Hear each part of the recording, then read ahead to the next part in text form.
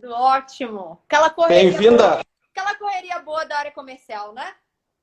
coisa boa, assim que é bom. Bem-vinda à nossa live aí, já tem um pessoal nos assistindo.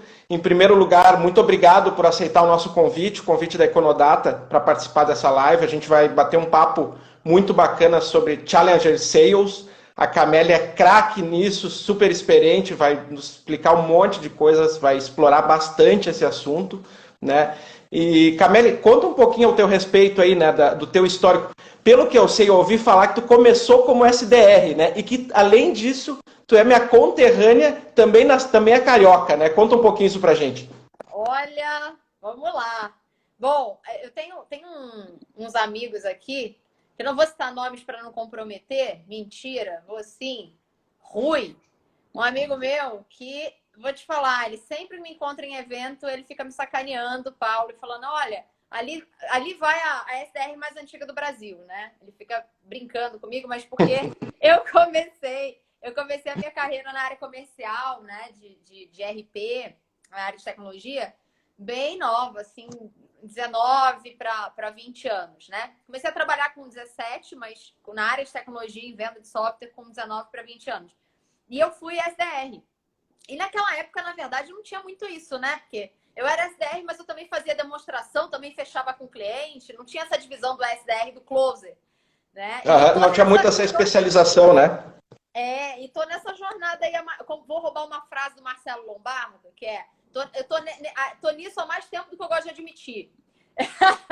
Porque o pessoal começa a fazer conta, Paulo. Mas já tem 14 anos aí que eu tô atuando com venda de RP para pequenas, médias e grandes empresas, viu? Legal. Um belo histórico, bastante experiência, né? Agora é diretora de vendas aí da OMIE, né? Junto Marcelo Lombardo, aí, CEO, muito legal. Eu acompanho bastante a história da OMIE, né? Desde lá que eles receberam o investimento da Stella com o Rigonati e o crescimento exponencial que tiveram e a tua participação nesse crescimento também em estruturar o time de vendas, fazer esse time de vendas crescer, né? E uma liderança muito forte, assim, o que eu acho realmente muito bacana. Né? Então a ideia, Camélia, é a gente trocar uma ideia aqui sobre Challenger Sales, né, para o pessoal que está nos assistindo. Tu é craque nesse assunto, é super experiente. Né? Então, falar rapidamente aqui um pouquinho de mim para o pessoal. Eu sou Paulo Kriser, sou CEO da Econodata. Né? A Econodata é uma plataforma de prospecção B2B, né? E a gente ajuda as empresas a prospectarem de uma forma muito mais assertiva. Tá? Então a gente trouxe a Camélia aqui para trazer mais informações, para trazer muito conhecimento na área de vendas e também de liderança, né? Ela é uma líder muito forte. E vamos então começar a bater esse papo sobre Challenger Sales, né? A gente conhece aí uma série de técnicas e metodologias de vendas, né, que vem se construindo aí ao longo das décadas, e muitos têm falado do spin selling, muito se usa o spin selling, que é uma metodologia aí da década de 80, já consagrada há mais de 40 anos no mercado, né, e que se usa bastante nas empresas e nas corporações. E aí surge em 2011 o Challenger Sales, né, com um livro famoso que fala muito da questão do Challenger Sales, que explora bastante esse assunto. Eles fizeram uma pesquisa com 90 empresas, mais de 6 mil vendedores, para justamente levantar quais os vendedores que performam melhor, né, e aí surge essa, digamos, nova metodologia. Né? Por que usar uma metodologia como Challenger Sales, sendo que a gente já tem tantas outras como o Spin Selling, por exemplo? Uma ótima pergunta. Na verdade, assim, Paulo, eu sou uma dessas que usou durante muito tempo o SPIN, tá? Eu usei por muito tempo o SPIN. E te falo que quando a maioria das pessoas que começam a estudar o Challenger fica com apego ao SPIN, sabe? Fala assim, nossa, mas eu não vou poder fazer pergunta para o cliente, eu preciso fazer pergunta para o cliente. E tem uma crença, assim, eu acho que a gente cria uma crença limitante de que é impossível o vendedor ter sucesso na venda se ele não encher o cliente de perguntas, né? Então, eu acho legal a gente fazer um paralelo aqui do que é o SPIN, do que é o Challenger, né? O SPIN, como você bem falou, é uma metodologia que é bem antiga, né? Da década de 80, e é uma metodologia que, apesar de antiga, se você conversar com muitos vendedores hoje, você vai ter uma boa parcela dos vendedores que nem conhece E uma outra parcela que diz que conhece, mas na hora que você faz, por exemplo, um coaching técnico, você percebe que ele não sabe aplicar direito, né? Então, assim, o SPIN, apesar de muito antigo, na minha visão, né? A gente está em 2001, uma metodologia da década de 80, apesar de muito antigo, ainda é desconhecido por muitos vendedores e os que conhecem têm dificuldade de aplicar. O que acontece? O SPIN Selling é uma metodologia totalmente baseada em perguntas. Então, você começa ali fazendo perguntas de situação, são perguntas de panorama geral, depois perguntas de problema, que são perguntas onde você, quando faz a pergunta, você descobre se seu cliente tem um problema que você consegue resolver ou não, mas você ainda não tangibilizou para o cliente esse problema. Depois você vem com as perguntas de implicação, que são perguntas para tangibilizar o problema para o cliente, fazer ele sentir dor realmente, fazer ele colocar na ponta do lápis ali o quanto ele gasta de tempo, energia, dinheiro com alguma coisa, né? E depois a pergunta de necessidade de solução, que é em tese, a grande pergunta matadora aí de faz sentido para você conhecer uma solução que reduza o teu tempo nisso, que reduza o teu custo nisso, enfim. Qual é o grande problema do SPIN no cenário que a gente está vivendo, tá? Primeiro problema, o cliente nem sempre ele está tão bem educado assim, né? Ele não tem ampla consciência do que o mercado pode oferecer de soluções para um problema que ele nem enxerga. Segundo ponto, a gente está no momento de crise. E no momento de crise, dificilmente você vai conseguir persuadir um cliente só fazendo essas perguntas de SPIN Selling, né? E aí, por que eu estou falando do momento de crise? Porque o Challenger ele foi estudado no momento de crise também, tá? Então, eu já vou chegar lá. E o SPIN tem um outro ponto muito que eu acho que é legal a gente se questionar, que ele é cansativo para o cliente final, né? Ele é cansativo. Quando a gente aplica enquanto vendedor, a gente não percebe, mas quando a gente se colocar na posição do cliente final, não sei se você já passou por isso, Paulo, mas eu vou te dar um exemplo de pessoas que me prospectam e aí eu vou te falar a diferença ali do Challenger e do SPIN. Quem usa SPIN e prospecta um diretor comercial, ele faz perguntas do tipo, imagina que a pessoa vende um CRM, tá? Vende um software CRM qualquer. E aí ela está prospectando um diretor comercial no LinkedIn via social selling. E aí ele faz a seguinte pergunta: oi, Cameli, tudo bem? Percebi que você é diretora comercial da OMI. Se ele estiver usando SPIN, a primeira pergunta que ele vai me fazer é: qual CRM que você utiliza?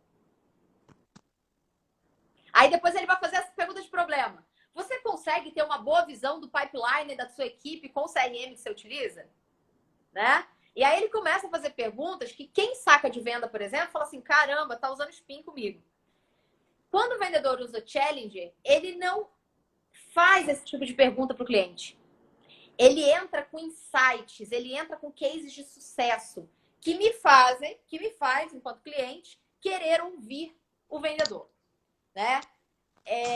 Então vamos lá, vamos explicar um pouquinho do Challenger. Eu acho que o SPIN para muitos aqui já tá bem pacificado, as pessoas já conhecem. Então é uma metodologia 100% baseada em perguntas, né? Situação, problema, implicação, necessidade de solução. O Challenger, ele surgiu, Paulo, como você bem falou, não lembro agora 2010, 2011, mas foi numa crise dos Estados Unidos, uma crise financeira pesada que os Estados Unidos estavam sofrendo. E que eles começaram a avaliar, avaliaram mais ou menos 6 mil vendedores, né? No estudo que eles fizeram, acho que foram 6 mil vendedores. Vendedores que performavam mesmo em meio à crise. Então a pergunta, Paulo, foi: peraí, a gente está no meio de uma crise, todo mundo está reclamando que não dá para vender no meio da crise, tipo Covid que a gente está vivendo agora, muita gente fala, não dá para vender no meio do Covid. Mas tinham vendedores superando meta. Tinham vendedores dobrando a meta, entregando 200% da meta. Como eu tenho na minha equipe, tá? A gente está no meio da pandemia, eu tenho vendedor dobrando a meta. E aí você fala assim, o que esse vendedor tem de tão diferente dos outros vendedores, né, Paulo? Por que esse vendedor, mesmo em meio à crise, ele está vendendo 200% da meta e tem vendedor que não está?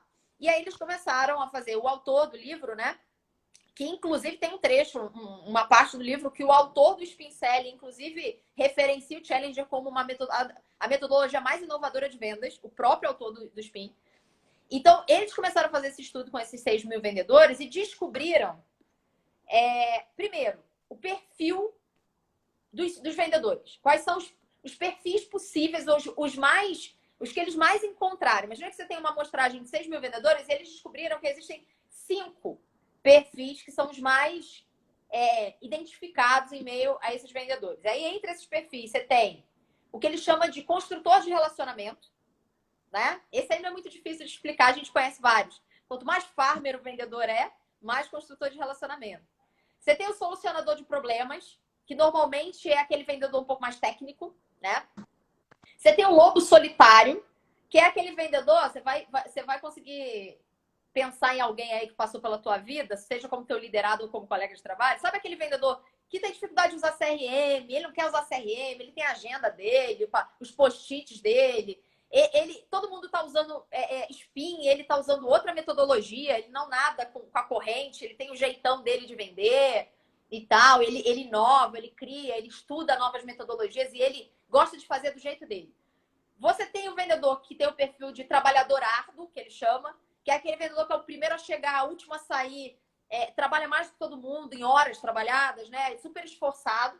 E você tem, então, o Challenger, que é o vendedor desafiador, né? E aí você tem esses 5 perfis. E eles fizeram um estudo para identificar qual era o perfil entre esses 5, Paulo, que mais performava em meio à crise. E tenta adivinhar qual foi de pior performance e de melhor performance. Vamos lá.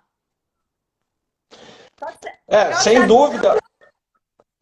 O Challenger, ele é o que mais performa, né? Ele acaba sendo o que é mais desafiado e desafia também o cliente, né? Procurando trazer novas soluções. Então, ele enxerga o mercado como um todo e não dá só o que o cliente quer, e sim o que ele precisa, de fato, trazendo novas soluções, né? E o pior, bom, aí tem esses outros 4 perfis, pelo que eu lembro, assim, eles ficaram, muitos ficaram mais abaixo, né? Eu acho que o construtor de relacionamento foi um dos piores, assim, porque ele acaba investindo muito tempo no lead, né? Numa venda consultiva, enfim, que acaba funcionando para vendas mais complexas, maiores, mas em que determinados casos acaba não performando tão bem, né? Qual que você apostou? Eu apostei que o que performou pior foi o construtor de relacionamentos. É esse aí mesmo. Então, assim, o estudo é bem legal, Paulo, porque ele mostra o seguinte. Quando você está falando de uma venda transacional, tá? A diferença entre o perfil desses vendedores, ela não é tão grande no resultado. Vendas transacionais. Quando a venda é uma venda consultiva, uma venda complexa, uma venda, vou dar um exemplo, do teu produto e o meu produto, tá? Aí tem uma diferença absurda do resultado do de relacionamento pro Challenger. O de relacionamento Deixa eu só te interromper, Camille, que tem uma frase muito boa que cabe nesse contexto do próprio Rigonati, que ele diz assim, ó, me diz o teu ticket que eu te digo quem tu és. Né? Então, para cada ticket diferente se adequa um perfil de vendedor também diferente, né? É isso aí. Então, o perfil de relacionamento, no teste que eles fizeram, na avaliação que eles fizeram com esses 6.000 vendedores, para venda complexa foi o pior resultado. Quando a venda é transacional, não faz diferença. Seja ele desafiador, lobo solitário, trabalho árduo, solucionador de problemas ou relacionamento, para venda transacional quase não dá diferença. Mas quando você fala realmente de uma venda complexa, de uma venda consultiva, né? Que o vendedor ele precisa ser especialista no que ele vende. Aí o Challenger, ele tem 39% de resultado a mais do que os demais perfis, tá?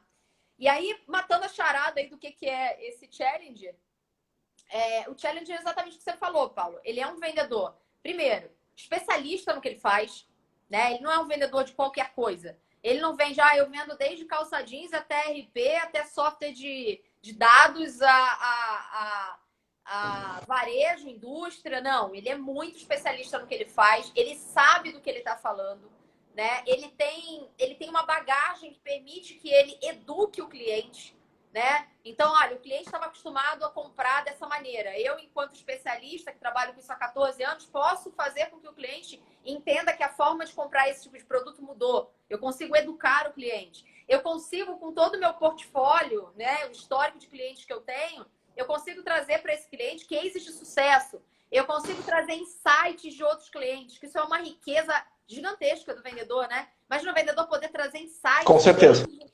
Cases de sucesso de outros clientes do mesmo segmento e por aí vai. Então, Challenger é uma coisa que eu tô testando já tem algum tempo e eu tô me surpreendendo positivamente do resultado que o Challenger tem frente ao Spin.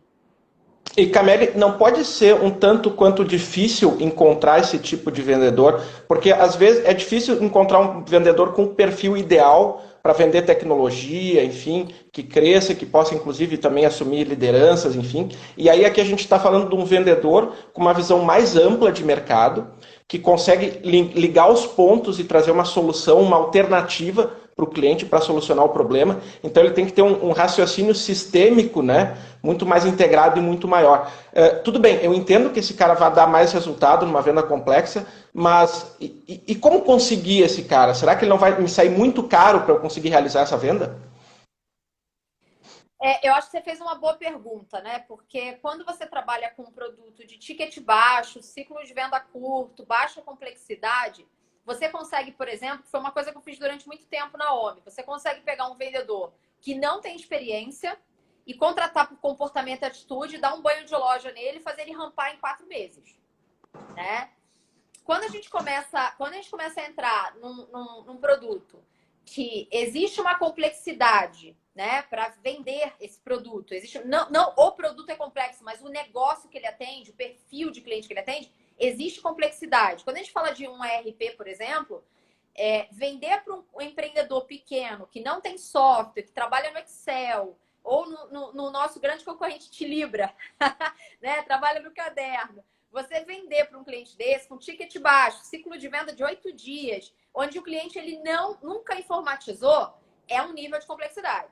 Quando você está falando de um empreendedor, né, que já está no mercado, sei lá, 30 anos, tem um faturamento de 100 milhões ano, você vai ter que fazer uma reunião com o CFO, com o CTO, você vai ter que fazer reunião com o CEO, às vezes, reunião. Acabei de sair de uma reunião com um cliente com 5 pessoas na reunião, né? Aí muda um pouco, né? Porque você está falando de tickets mais altos, você está falando de um ciclo de venda mais longo, você está falando de uma complexidade de venda que às vezes faz com que você tenha 2, 3 reuniões com o cliente, né?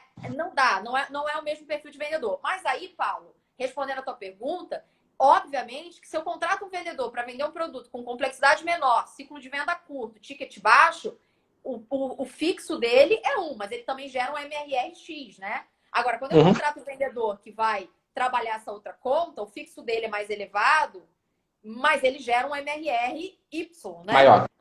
Exato. Eu acho que o maior erro que um líder de vendas pode cometer é não enxergar não enxergar que existem perfis diferentes para complexidades e produtos diferentes, ou perfil de cliente diferente, né? Então, se eu coloco, por exemplo, esse vendedor que é super caro, né? Porque ele é mega especialista, ele já tem anos de experiência, ele consegue ser challenger porque ele tem repertório para isso. Se eu coloco esse vendedor para vender ciclo de venda curto e ticket baixo, eu mato esse vendedor. Rapidinho ele vai embora e fala, cara, quer saber? Eu vou vender um outro produto, um outro ticket, porque eu consigo, né? Eu sou um vendedor que já sou especialista, eu posso trabalhar com enterprise, eu posso trabalhar com um produto com ticket mais alto, né? E que normalmente a remuneração, tanto fixa quanto variável, são mais elevadas.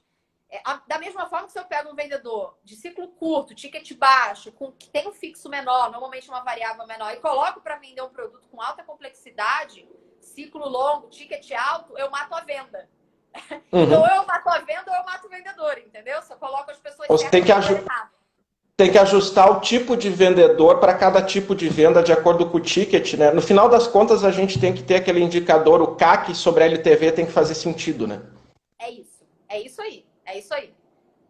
Legal, bacana. E assim, ó, o vendedor challenger, ele parece um cara muito completo, que tem uma visão de mercado mais ampla, um pensamento sistêmico, e que nem tu disse muito bem, ele acaba tendo um repertório, tanto de conhecimento de mercados e soluções, quanto de técnicas e de próprio autoconhecimento, assim. Ele acaba sendo mais desenvolvido para conseguir lidar com situações mais complexas, né?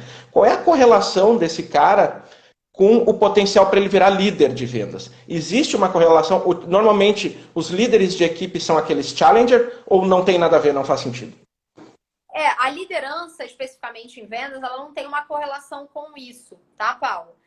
Você pode ter um líder, por exemplo, uma pessoa que tem um perfil que a gente possa desenvolver para liderança e que não necessariamente é alguém com 15 anos de experiência naquele segmento, tá? Eu acho que enquanto vendedor, quanto mais especialista você é, melhor enquanto vendedor. Quando você está falando de uma liderança comercial, eu entendo que o líder ele tem que ter uma primeira coisa que o líder precisa ter é legitimidade. Então eu entendo que o líder comercial ele precisa ter legitimidade. Não necessariamente ele é especialista. Ele é especialista, ele sabe usar muito bem as técnicas de vendas Spin, ou Challenge, ou GPCT, ou qualquer uma que seja. Mas ele precisa ter legitimidade com a equipe, né? Afinal, é ele que treina a equipe, ele é o coach da equipe. Então, por exemplo, nesse momento que a gente pivotou a empresa, eu voltei para o campo de batalha, né? Eu vendo RP há 14 anos, mas já tinha algum tempo que eu não ia ali para o campo de batalha vender, porque a minha equipe vendia, é o que eu falei, ciclo de venda curto, ticket baixo, inbound, né? Eu conseguia contratar um vendedor que vendia palha italiana na Paulista e transformar ele no meu melhor vendedor, dava para fazer. Agora, depois da pivotada, eu tenho que contratar vendedores que já têm uma certa experiência com tecnologia, que conseguem conversar com o CFO de uma empresa, que tem conhecimento de gestão financeira, que tem conhecimento de projetos, de processos, porque ele precisa conversar com o empreendedor e entender. Entender, por exemplo, a minha solução é muito fácil, porque a minha solução ela é uma solução simples e intuitiva. Agora, se ele não entende de negócio, não adianta entender da solução, né? Então, a liderança em si, eu não vejo que existe uma correlação com a liderança ser ou não ser um especialista. Eu, particularmente, sempre gosto, né, de trabalhar com pessoas e formar líderes que são especialistas no que eles fazem. Mas eu acho que tem que ter muito mais uma questão de legitimidade com a equipe. Porque não adianta. Se eu, por exemplo, imagina que eu assumi a liderança da OMI hoje, tá? E não há 5 anos atrás. Eu tenho basicamente 2 empresas aí grandes de RP no meu currículo. Uma que eu fiquei 8 anos e a OMI que eu tô há 5 anos. 5 anos e pouco. Então, imagina que eu não fosse líder na OMI há 5 anos. Eu tivesse acabado de assumir a liderança na OMI. Se eu nunca tivesse vendido RP na vida, seria muito complexo liderar um time que vende RP se eu não tenho legitimidade para vender aquilo. Como é que eu vou treinar a minha equipe? Como é que eu vou ser a coach da minha equipe? Como é que eu vou desenvolver a minha equipe se eu não faço a mínima ideia de como se vende? Né? Então, eu acho que mais do que qualquer coisa, Paulo, o que eu sinto que o líder comercial ele precisa ter é legitimidade para liderar. O resto a gente ensina. Entendi. Não, legal, bacana. Tu falou de pegar um vendedor de alguma outra área e trazer, né? Tem características básicas assim que formam os pilares da personalidade e que aquilo é o principal, ou seja, contratar muito mais por comportamento e por personalidade do que requisitos técnicos, muitas vezes, né? Então isso realmente é uma prática que a gente segue muito na Econodata também. Claro, tem casos, né? Por exemplo, no caso de vocês, RPs e mais complexos, com vendas mais complexas, que a bagagem técnica é muito importante e faz muita diferença na contratação. Mas tem outros casos que o que realmente importa mais é o perfil comportamental, e aí tu treina, que nem tu disse, tu treina, passa o conhecimento técnico para ele, mas os pilares, né, que formam aquela pessoa já são muito, muito firmes assim e ressoam com a cultura da empresa. Né? Isso eu acho que é o mais importante. E falando nessa questão de pilares de desenvolvimento, né, de vendedores e de líderes, eu particularmente, assim, um negócio que eu tenho passado muito, principalmente nesse momento de pandemia, enfim, que as pessoas estão passando mais dificuldades, coisas bem relativas à liderança e ao autoconhecimento, que influenciam muito. Uma das coisas que eu gosto de fazer todas as manhãs é meditar. Né, fazer uma meditação, um mindfulness, enfim, que ajuda bastante, inclusive a desenvolver outras habilidades, mas essa é uma habilidade, o autoconhecimento é uma habilidade muito central. Né? Então, o que a gente precisa desenvolver num vendedor para tornar ele um challenger? Boa. Bom, primeiro do que eu estudei, né, dos treinamentos que eu fiz e do que eu tenho colocado em prática hoje, o que eu acredito que pode ajudar muito o vendedor a se desenvolver, primeiro, mais uma vez, a legitimidade da liderança. Sempre que eu entro numa reunião com um cliente grande, eu levo um vendedor junto comigo e ele acompanha a reunião, né? Ele assiste a reunião. Então, acho que, mais uma vez, é difícil o líder querer desenvolver a equipe numa metodologia de vendas nova se o líder não consegue aplicar essa metodologia, se o líder não sabe fazer. Se ele não sabe fazer, é difícil ele ensinar alguém a fazer. Então, hoje, parte do processo de desenvolvimento da minha equipe é realmente mentoria, né? Então, eles acompanham e depois eu faço um processo de mentoria de que fonte ele pode beber, de que artigos ele pode ler, que livros ele pode ler sobre o assunto, né, para se desenvolver. O outro ponto é playbook, né? Então, por exemplo, Cameli, o Challenger ele precisa, além de uma questão comportamental, além de mentoria, além de treinamento e além de acompanhar as suas reuniões enquanto líder, ele também precisa, de insights, ele precisa de cases de sucesso. Esses insights e cases de sucesso precisam ser dele? Não. Pode ser da Cameli, pode ser do Paulo. Se você coloca no playbook, o vendedor ele pode se apropriar de um case de sucesso de outro. Ele pode se apropriar de um insight de outro vendedor, né? Então, uma vez que você começa a criar aquele teu repertório, né? Insights do vendedor A, insights do vendedor B, insights do vendedor C, cases de sucesso de clientes específicos. E você coloca isso num playbook, todos os vendedores podem usar os mesmos cases, os mesmos insights. Não precisa ser ele o grande especialista que tem 14 anos de venda ou 30 anos de venda. Ele pode ser um vendedor que tem 3 anos, 2 anos de experiência e se apropriar dos cases e dos insights que estão no playbook de vendas. Show de bola, muito legal. A questão de desenvolver time é crucial, principalmente para as empresas que estão crescendo e escalando, tem que ter toda uma trilha, né, já bem definida de playbook, de conhecimento para ir se passando e ir treinando essas pessoas para elas conseguirem rampar mais rápido, né? Então é importante ter essa base. Assim. Vamos juntar um pouco dois assuntos aqui que são muito interligados e que muitas vezes, aliás, quase todas as vezes dão conflito, né? Que é marketing e vendas, a velha briga entre essas duas áreas, né? Pegando esse conceito do Challenger Sales, né? E toda a máquina de marketing girando, como que o marketing pode ajudar, né, a equipe de vendas que usa essa metodologia? Porque o marketing ele consegue hoje coletar muitas informações dos leads, com progressive profiling, landing pages, enfim, e isso vai enriquecendo a base para quando o lead chega nos pré-vendedores e nos vendedores, eles já têm mais conhecimento do negócio, né, e já podem estar muito mais munido de informações antes de efetivamente falar com o cliente. Como que o marketing pode se ajustar para ajudar esses vendedores challenger a performarem melhor? Muito boa pergunta. Eu consigo enxergar o marketing ajudando bastante, não só com estratégias de digital, né, e educando o cliente, porque hoje o cliente ele vem mais educado, né, do mercado, porque ele tem acesso a muita informação, então ele está ali navegando o tempo inteiro no LinkedIn, no Instagram, no Facebook, ele recebe e-mail marketing, então ele recebe tanta informação que ele já vem,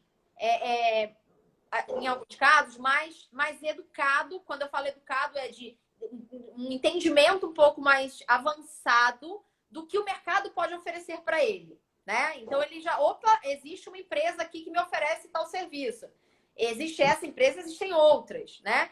Então o marketing ele pode ajudar muito nesse processo de dar a visibilidade do que a empresa oferece, né? Através de estratégias de digital, sim. Mas eu acho que o marketing pode ajudar ainda mais o time de vendas com algo, por exemplo, o time de marketing, né, da minha grande parceira Ana Lúcia, que é a diretora de marketing, ajuda, que é trazer para o time comercial histórias de sucesso, fazer pesquisas com clientes, né, pegar insights de clientes, pegar cases de sucesso de clientes, fazer gravação de filmagem de depoimento, filmagem de cases de sucesso, né? Histórias que a gente possa, enquanto vendedores, contar para os novos clientes. Olha que legal o case desse cliente que conseguiu reduzir 70% de retrabalho. Olha o case legal desse cliente que é uma indústria e conseguiu reduzir 90% de custo de mensalidade com software, né? Ou de custo de propriedade do software.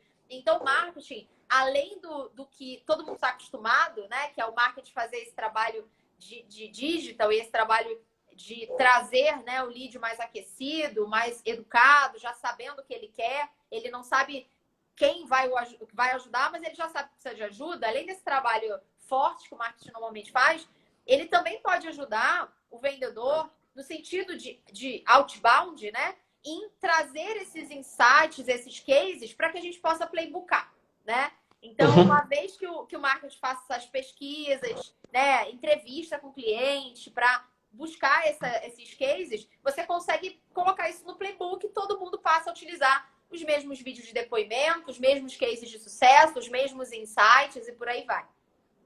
E como faz diferença, né, Camille, a gente ter os cases, ter depoimentos, tudo isso e utilizar no discurso de venda, né? Porque tu traz o gatilho da prova social, que já tem alguém usando o teu produto, e mais do que isso, se tu trouxer cases do mesmo segmento, né, de clientes do mesmo segmento, vai ainda trazer uma sinergia maior com o lead, ele vai ter uma propensão maior a converter, né? Ele vai se sentir mais confiante. Poxa, até o meu concorrente está usando. Então, realmente, trazer cases, depoimentos e trazer tudo isso para o playbook, para toda a equipe utilizar, realmente tu consegue escalar muito, né, as tuas vendas. Então, concordo plenamente e esse é um papel fundamental assim, do marketing para conseguir ajudar as vendas, né?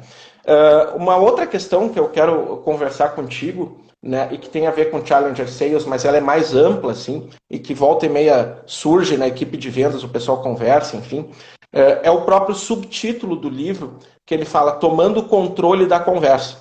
Né? Então, ele cita pontos ali, né, de como tomar o controle da conversa para conseguir pegar a situação, né, ver as necessidades, fazer as perguntas e também conseguir pegar o cenário mais macro. Né? Mas, em muitos casos, às vezes é legal a gente deixar o interlocutor falar, porque ele falando, ele vai muitas vezes soltar coisas, né, na livre associação de ideias que tu pode pescar. Né? Então, esse jogo de controle. Normalmente, o vendedor, assim, até o perfil mais agressivo, ele quer sempre controlar a conversa, né? Enquanto outros preferem deixar. Eu queria que tu contasse um pouquinho para nós qual a tua percepção desse jogo de controlar a conversa para conseguir obter informações e realmente vender o seu peixe, ou deixar o interlocutor mais solto para revelar informações que talvez de outro modo ele não revelaria. Essa pergunta também é muito boa, Paulo, porque às vezes o vendedor acha que controlar a conversa é falar demais. Exato. Né? Eles gostam de você fala, e fala, eu estou vendendo meu produto e tal, tem mais tempo de exposição, tudo isso, e às vezes não é assim, né?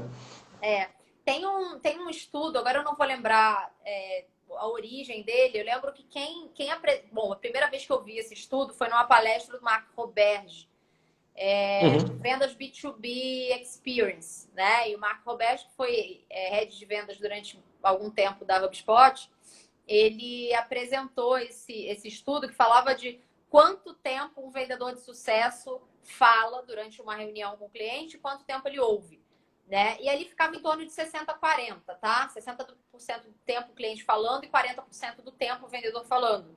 Quer dizer, o vendedor de sucesso, o vendedor challenger, por exemplo, ele estaria falando ali 40% do tempo, enquanto o vendedor 60%. Enquanto o cliente 60%. Então, assim, controlar a conversa não quer dizer falar mais que o cliente. Controlar a conversa é justamente fazer as perguntas poderosas para tirar do cliente as informações que você precisa para conduzir a reunião. E aí, aconselho para todos os vendedores aqui que nunca se especializaram nisso, comecem a estudar programação neurolinguística em vendas. Ajuda muito. Né? Já vendendo até meu peixe, porque eu tenho um treinamento de programação neurolinguística em vendas, mas independente de vender meu peixe, independente de eu ter um treinamento sobre isso, gente, de verdade, entender do ser humano é muito importante para quem vende, né? Entender perfil comportamental, gatilhos mentais, perguntas abertas e fechadas, audição generativa, metamodelo de linguagem, tudo isso ajuda muito no processo de venda. Então, é o que você falou, não é porque o vendedor está dominando a reunião que ele vai falar mais com o cliente. Pelo contrário, quando você domina a reunião, você faz perguntas estratégicas e deixa o cliente falar.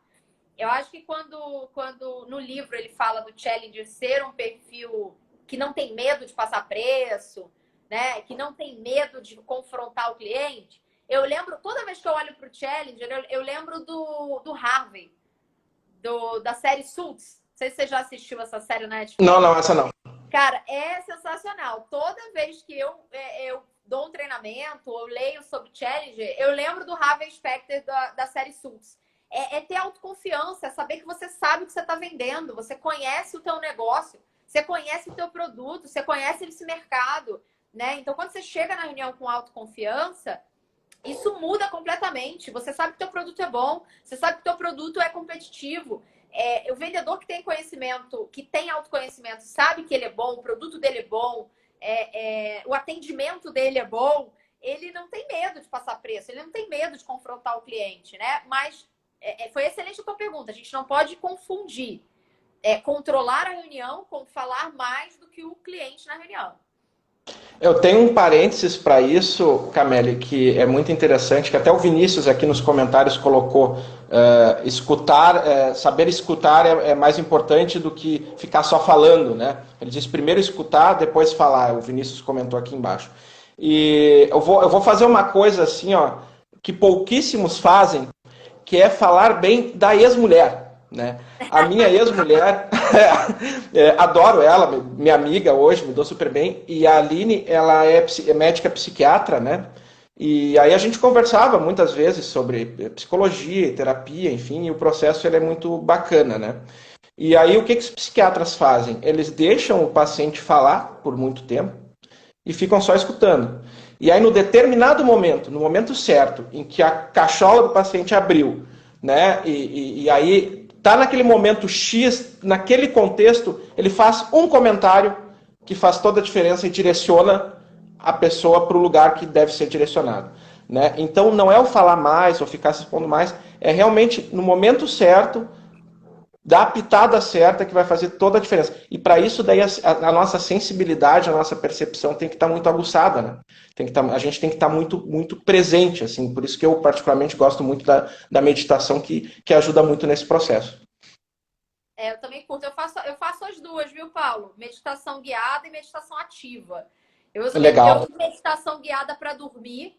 E eu durmo. A meditação guiada tem 10 minutos. Quando dá 2 minutos, eu já tô dormindo. É ótimo. Eu entro profundo. Eu nunca sei qual foi o tema direito da meditação. Eu coloco. Quando a menina falar, olá, boa noite, vamos falar sobre alcoolismo, eu já tô dormindo. Dormiu. A meditação ajuda muito. E meditação ativa também, né? Que poucos conhecem, que é um estudo do Osho, que é você colocar uma música, colocar uma música da tua preferência e dançar sozinho e ficar conectado a você. Isso ajuda muito a você estar realmente no momento presente, parar de estar na reunião com o cliente pensando no boleto que tem para pagar, estar na reunião com o cliente pensando na próxima reunião, né? Se você está ali na reunião com o cliente, você tem que estar de corpo e alma, senão você não vai ter audição ativa, né? Exatamente. Esse é um ponto assim que eu sou fascinado, né, de meditação, entendimento assim, entender gente, vender. Tu falou assim uma frase muito simples e ao mesmo tempo muito importante e fundamental, que vender é entender de gente, né? É entender de pessoas, né? E aí para esse processo funcionar bem, a gente começa muito com autoconhecimento, se conhecendo bem para poder conhecer o outro também. Então, eu acho muito, muito legal isso e a gente investir em autoconhecimento é fundamental. E assim, se deixar, a gente faz uma live inteira só de meditação, só disso, porque é um assunto que eu gosto bastante. Eu gostaria de meditar mais, eu tenho meditado 10 minutos por dia e nos finais de semana meia hora, mas todo dia, para gerar a cadeia, né, de atividades e pegar o hábito, que é muito importante. Mas isso ajuda muito o vendedor, muito. Eu ajuda. aconselho também. Porque às vezes ele está numa negociação. É por isso que eu também procurei puxar esse assunto, porque a gente já está num momento difícil. Aí o vendedor às vezes está numa situação difícil, numa negociação complicada, pressão de meta, final de mês chegando, e aí ele tem que ter um controle emocional muito grande. Né? Ele tem que realmente ter inteligência emocional e conseguir não ser sequestrado pelas emoções que acabam fazendo ele não tomar decisões racionais, né? E aí meditação, terapia, todas essas coisas ajudam. E eu acredito, tá, Camélia, eu não tenho experiência com esse perfil assim, né, de realmente implementar um vendedor mais challenger, mas eu acredito que essas ferramentas também vão ajudar ele no momento de procurar descobrir novas soluções para o problema que ele está enfrentando junto ao cliente, né?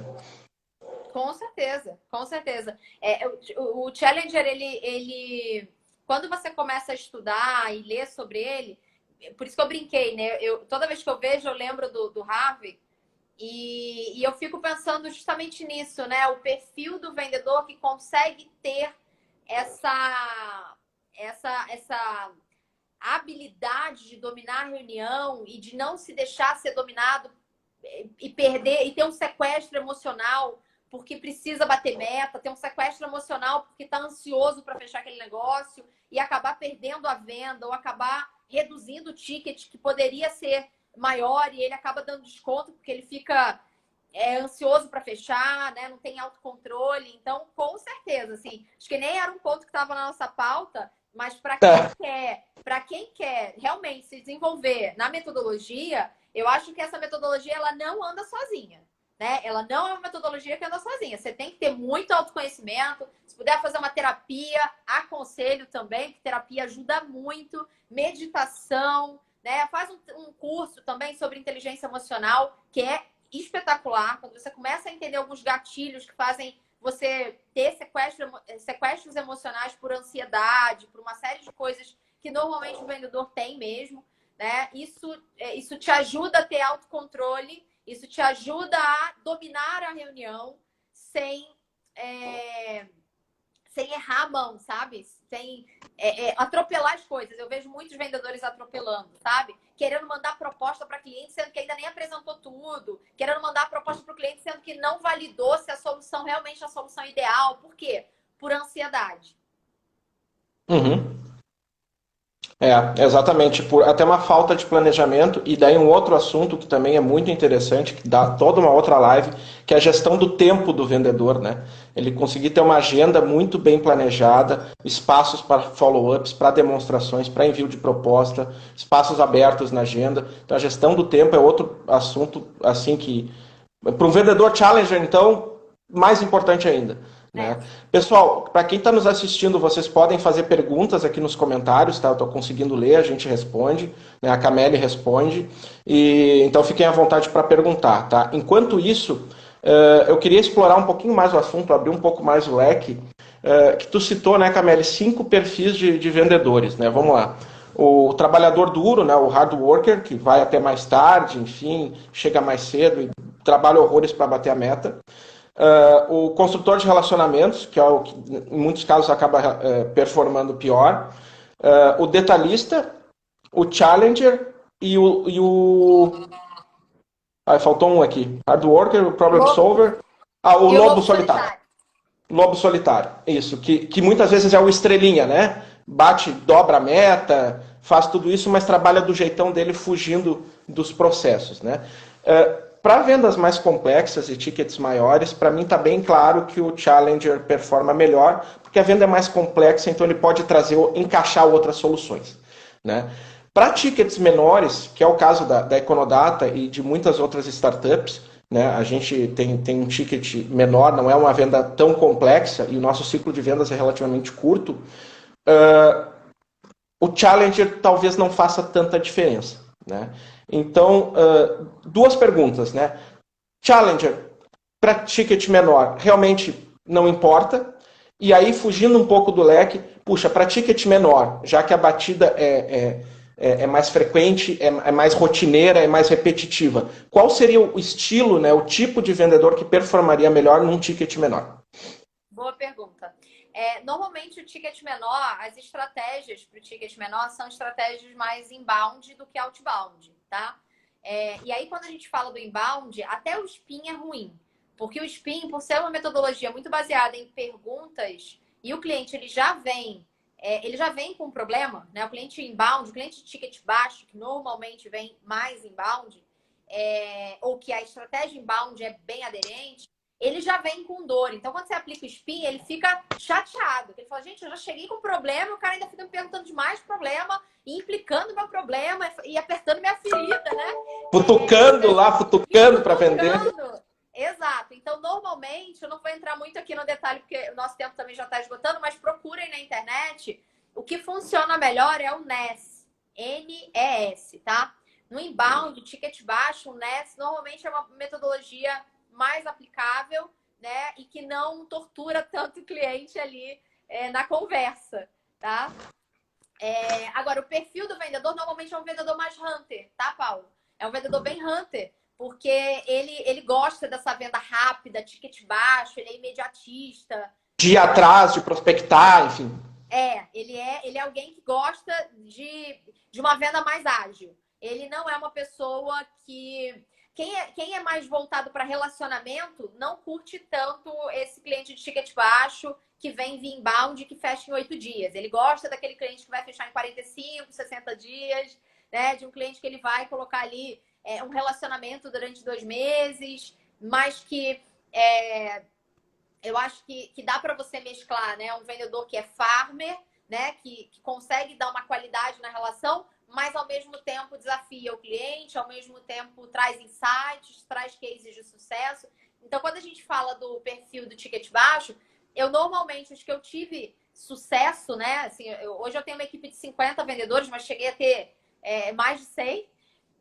Os vendedores de maior sucesso são realmente os vendedores mais imediatistas, mais hunter, mais agressivos nesse sentido, que gostam de prospecção, que gostam de caçar mesmo, e quando o cliente chega, ele faz um bom NES e o cliente fecha com um ciclo de venda bem curto.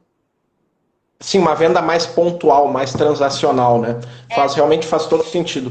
Pegando o gancho que tu falou de prospecção e vendedor hunter, tem a pergunta da Marcela, que ela perguntou sobre prospecção. Então eu vou trazer eu vou trazer o tema prospecção para o vendedor challenger, tá? Para fazer sentido aqui, para estar dentro da live. O vendedor challenger, ele também prospecta, no caso, prospecta grandes contas, passa pelo gatekeeper, conversa com fulano, vai via networking, enfim. Então ele faz esse trabalho de prospecção que no caso de grandes contas é mais complexo? Faz. O que eu tenho visto muito, Paulo, no mercado é esse perfil de vendedor fazer a prospecção via social selling. Uhum. Que funciona super bem, tá? Inclusive, assim, além da OMI, né? Porque eu sou diretora comercial da OMI, mas eu sou co-founder da Escola Exchange, junto com o Ricardo Aquino.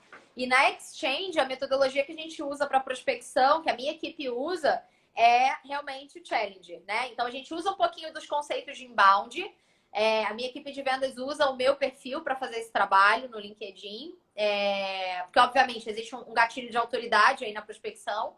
Mas eles mandam conteúdo primeiro, né? Mandam, olha, podcast, mandam um webinar, mandam conteúdos para o lead. E quando esse lead está aquecido, depois de um fluxo de cadência ali de 7 touches, mais ou menos, antes de chegar no 7º touch, a gente já faz o pitch challenge. E aí o pitch challenge é justamente esse pitch trazendo insight, trazendo cases de sucesso.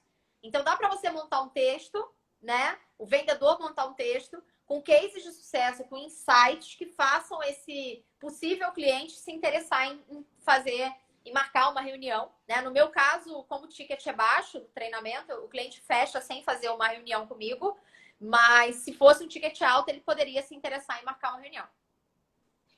Muito legal, bacana. Acho que está respondida a questão da Marcela. Legal, nosso tempo está chegando no final aqui. Puxa, ótimos insights, Camille. Adorei, assim, aprendi bastante. É uma troca de figurinhas bem interessante mesmo. Posso deixar um recado final, Paulo? Porque eu estou vendo que o pessoal Claro! ainda mandando perguntas e eu não vou conseguir responder, porque eu tenho realmente um treinamento com a minha equipe daqui 6 minutos. Mas para quem... Olha, tem aluno meu aqui, emocionada. Mas para quem quiser saber mais sobre técnicas de vendas, quem quiser conhecer um pouco mais sobre challenge, ou quem quiser, teve uma pessoa que perguntou assim, de que fonte eu bebo se eu quiser me desenvolver mais em técnicas de vendas. Gente, eu deixei o meu perfil aqui, que é @CameleRabelo, porque a gente está no perfil da OMI. Mas se alguém quiser tirar dúvida depois, quiser perguntar, eu vou ter o maior carinho, o maior prazer de responder vocês. Vou deixar aqui para quem quiser me seguir lá. Ó, Camele Rabelo. Pode mandar um direct e eu respondo lá no Insta, tá? Tá. Eu não sei se apareceu aqui para o pessoal, aqui a minha tela ficou cinza. Opa! Acho que... Você tá conseguindo me ouvir, Paulo? Aqui acabou ficando tudo cinza. A minha bateria, não sei se é a minha bateria que tá fraca e de repente a minha Ah, câmera pode apaga. ser. Pode ser. Mas você Tá. continua Não, me mas tudo ouvindo, né? bem. Sim, estamos ouvindo, aham. Agora acho que virou. Agora deu, agora está aparecendo. Foi. Então, se alguém Agora foi. quiser. Ó, alguém. A Catapan, Elisângela. Catapan.elisângela aí marcou meu perfil.